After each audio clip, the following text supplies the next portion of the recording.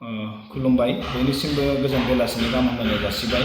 दिनै मोनसे गोनांथार आयदा फोसावनो थाखाय जों आवगायदों दि फैबाय थानाय 15 आरो 16 नभेम्बराव दि दिल्लीनि इन्दिरा गान्धी साइ स्टेडियामाव जानो गोनां बड'लेण्ड महोत्सव हाबाफारि बे हाबाफारियाव थांलाय फैलायनि थाखाय जोङो गंनै स्पेशल ट्रेन बुक खालामनाय जादोंमोन आरो बे ट्रेना जोंहा दायो बुक जाबाय। दा बेखायनो जोङो बेयाव ट्रेन 1 खौ जों गुवाहाटीनिफ्राय हगारगोन आरो ट्रेन 2 आ राङापारानिफ्राय हगारगोन। दा बेखायनो बिनि समखौ जों फैबाय थानाय 12 नभेम्बराव फुंनि 8 रिंगायाव बियो गुवाहाटीनिफ्राय खारगोन गंसेया आरो गंसे ट्रेना फुंनि 8 रिंगायाव बियो राङापारानिफ्राय खारगोन। दा बेखायनो जोङो माखासे थांनो गोनां जिल्लाफोरखौ बेखायनो फोरमायनो नागिरदों जे गुवाहाटीनिफ्राय जाय ट्रेना खारगोन बेयाव डिब्रुगड़, शिबसागर, लोगोसे गलाघाट, कार्बि आंलं, नगाव, मरिगाव, हजाय दा बिथांमोना गुवाहाटी लोगोसे साउथ कामरुप आरो गवालपारा जिल्ला बिथांमोना गुवाहाटी स्टेशनाव बिथांमोना गाखोनो हागोन। आरो बे ट्रेना गुवाहाटीनिफ्राय खारनानै बियो निउ बङाइगावआव लाखिगोन। बेयाव चिरां जिल्लानिफ्राय निउ बङाइगावआव गाखोनो हागोन। लोगोसे आरोबाव नैथि स्टपेज हिसाबै बियो क'क्राझाराव लाखिगोन। क'क्राझार जिल्लानिया क'क्राझाराव मोनसे थागोन, बिनिफ्राय बे डाइरेक्ट दिल्ली थांगोन। दा बेखायनो गुवाहाटीनि ट्रेना 12 नभेम्बरनि फुंनि 8 रिंगायाव खारनानै बियो निउ बङाइगावआव लाखिगोन आरो क'क्राझाराव लाखिगोन, बिनि उनाव डाइरेक्ट दिल्ली थांगोन। गुबुन फारसेथिं नैथि जि ट्रेन बियो राङापारानिफ्राय खारगोन। राङापारायाव फुंनि 8 रिंगायाव 12 नभेम्बरनि फुंनि 8 रिंगायावनो बेबो स्टार्ट जागोन आरो बेयाव धेमाजि जिल्ला, लखिमपुर जिल्ला, बिश्वनाथ जिल्ला आरो सनितपुर जिल्लाया राङापारा स्टेशनाव गाखोनो हागोन।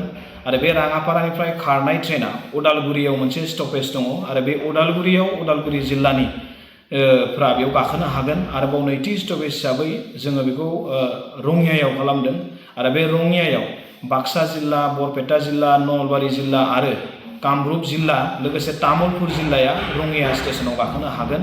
थामहिनबा बे नैथि ट्रेना राङापारानिफ्राय 12 नभेम्बराव फुंनि 8 रिंगायाव खारनानै रङियायाव लाखिगोन आरो उदालगुरियाव लाखिगोन आरो बिनि उनाव रङिया लाखिगोन, बिनि उनाव डाइरेक्ट बियो दिल्लीयाव थांगोन। दा बेयाव मोनसे खोथाखौ जों फोसावनो नागिरदों, नेपालनिफ्राय आरो वेस्ट बेंगलनिफ्राय जायफोर दावबायारिफ्रा गाखोगोन बिथांमोना क'क्राझार रेलवे स्टेशन बेयावनो बिथांमोना गाखोनांगोन। दा बेखायनो गासैबो दावबायारि बिथांमोनखौ नैबे फोसावनाय जि स्टेशन बेयाव थांनो थाखाय बयबो जाहाथे साखा-फारा जायो फैगौ 12 नभेम्बराव।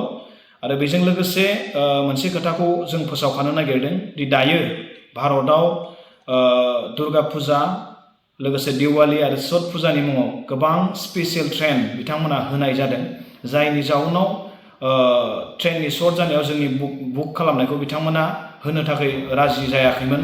अब्लाबो भारतनि गाहाय मन्त्रि नरेन्द्र मदि मानगोनां बिथाङा जोंनि बे हाबाफारियाव बाहागो लाफैगोन जिहेतु आरो बिथांनि हाबाफारियावसो जोंनिफ्रा बाहागो लानो थांगोन, बैनि थाखाय जोङो ट्रेनखौ गोबां खस्थ'नि गेजेरजों मोननो हादों।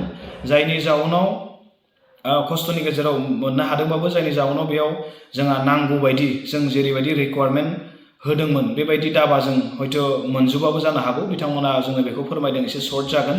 दा बेखायनो जाय दावबायारि बिथांमोनखौ खावलायगोन, जोंहा मानिबा खारनाव जुदि सिटआ एसे खम जायोब्लाबो दा बेखायनो बेयाव बयबो एडजास्ट खालामलायनानै थांनांगोन। हयथ' बयबो मोनसे हाबाफारियावनो बाहागो लागोन आरो बेयाव गुबुन रावबो मानसि गाखोनाय नङा। जोंनि हाबाफारियाव बाहागो लानो थांग्रा बेयाव सुबुंफोराल' बेयाव गाखोगोन। बेखायनो जों गावजों गाव एसे एडजास्ट खालामलायनानै जाहाथे बयबो थाङो, आं बेखौ खावलायबाय। लोगोसे बयखौबो हाबाफारियाव थांनो ओंखारनाय जोङो जायफोरा जिल्लाफोरा लिस्ट हरदों बै लिस्ट हरनाय दावबायारिफोरखौ साखा-फारा जानो थाखाय खावलायनाय जाबाय। गोजोन्थों।